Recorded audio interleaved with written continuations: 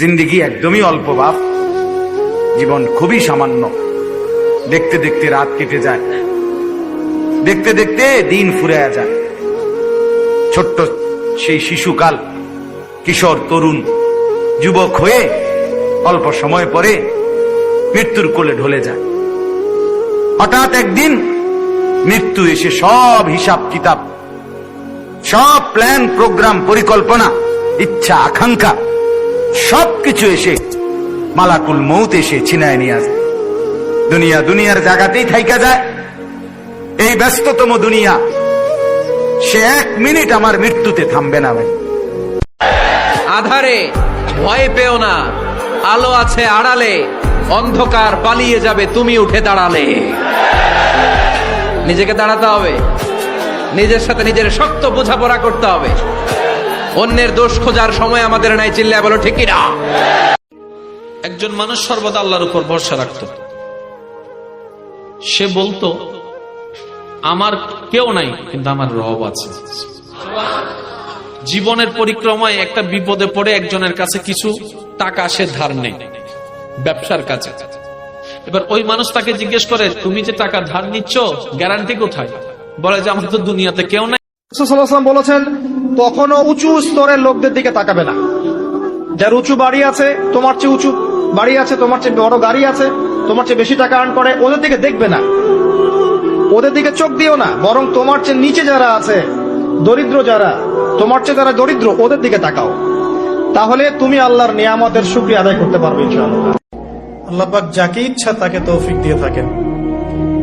আল্লাহ রাব্বুল আলামিন যাকে ইচ্ছা তাকে তৌফিক দিয়ে থাকেন। যে আল্লাহর কাছে যত বেশি চাইবে আল্লাহ পাক তত বেশি দিবেন ইনশাআল্লাহ। তো এই জন্য চেয়ে নিতে হবে।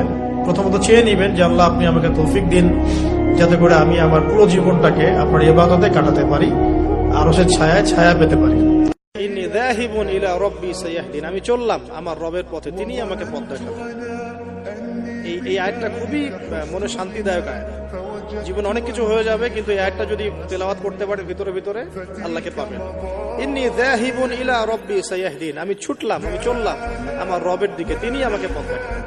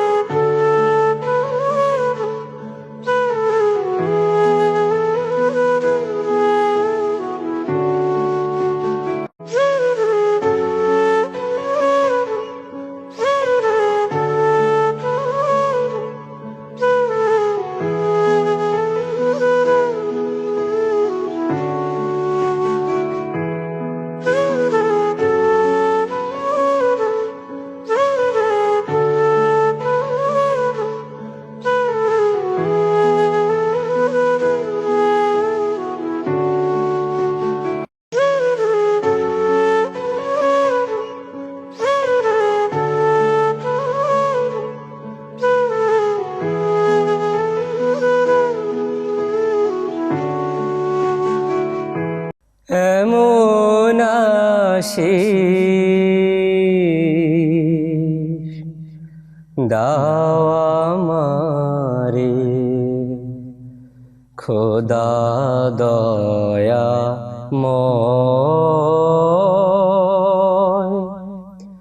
তোমার কালাম জোপে জোপে মরণ যেন হয়। এমন আশিস দাও আমারে খোদা দয়াময়,